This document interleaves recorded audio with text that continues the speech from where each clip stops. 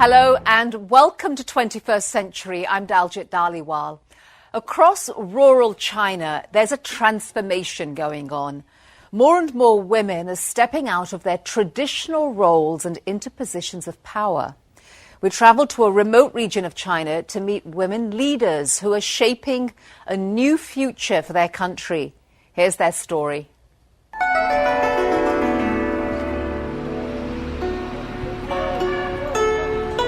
It's a typical sight here in the Chinese countryside. Women working the field and preparing meals for their family. But it's rare to find 41-year-old Peng Wei-ling in her kitchen. She has little time for domestic chores. That's because Peng is busy in a very different kind of role, that of Communist Party secretary for her village. She was elected 4 years ago, the first time ever that a woman in her province attained such a leadership position. Having taken up this position, I had to be responsible and let people know that as a woman, I was just as good as anyone. Peng's story is a success story. It's also the story of many women's struggle to secure positions of power, a tale shared across much of rural China, where women have customarily had little say in the affairs of their community, and where more than 75% of all officials are men. But all that's slowly changing as more women like Peng are gaining leadership positions and representing so many who depend on their voices to shape a new future for China. Peng's village of Qingxi lies close to the Russian border in northeast China. With only some 3 months of frost-free days a year to plant and harvest, life is especially difficult for the families she serves. Peng spends most of her time advocating for them, like helping farmer Ke Pei-ching gather evidence of damage for an insurance claim after his land was flooded.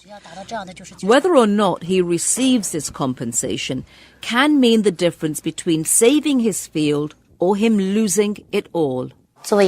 As an official, my main responsibilities are looking after village affairs, communicating with higher levels of government, and putting in place policies to improve infrastructure in the village and to help develop the economy of the community.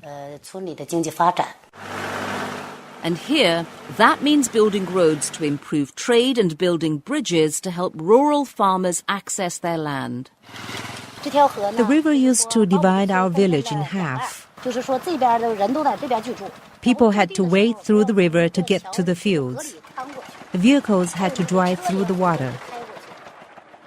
But one of the most important responsibilities, Peng says, is handling disputes that often begin over issues of land ownership and boundaries.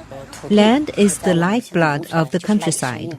To help keep the peace in her community, she's a constant presence at the province's Land Bureau. Today, the Land Bureau has come to confirm the boundaries between fields. Once this has been confirmed, the land will be managed properly. Jin Ka-fu is a village head who works closely with Peng. He says he's witnessed the power of women leaders. There was a 2-year dispute between two families in the village over field boundaries. The local police couldn't sort it out, and neither could the court. But Secretary Peng and the village party committee harmoniously resolved the years of grievance. Efforts are underway across rural China to get more women involved in shaping policy and enacting change. A pilot project to do just that was launched in Peng's own village with the support of the United Nations Democracy Fund, UNDEF. Our project tried to increase the number of women leaders. Mikiko Sawanishi is UNDEF's deputy executive head.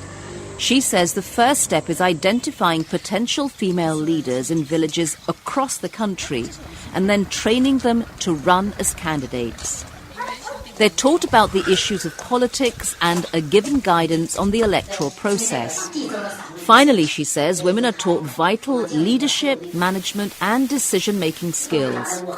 But UNDEF and many others believe that part of shaping the women leaders of tomorrow also means helping women gain economic independence today. And so leaders like Peng are helping set up new industries in which women can play an active role. Industries like producing honey and harvesting mushrooms. We saw the market potential and wanted to do this large scale. We negotiated with the local government and raised money in poverty relief aid. But while promising, Swahanishi says that getting women on board is not enough. Men's attitudes must also change. Project also educate or change the men's perception so that also men can support and help the women to raise their voice, where women can really voice their rights.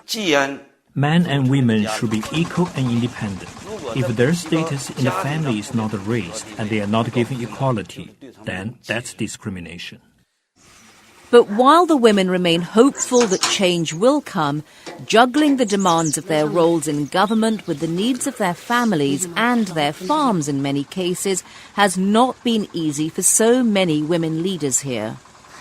I used to be the main force at home in farm work.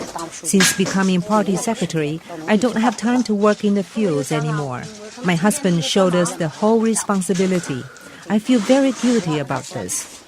I'm really sorry about it, but there's nothing I can do. But in what Peng hopes is a sign of new times in rural China, neither she nor her husband and son would have it any other way. At first, the man in the village said, I was like a woman. I had to look after the chickens and ducks and do other housework. But I accept this for the sake of Peng Wenling's work. I just hope she can do a good job, and that's enough for me.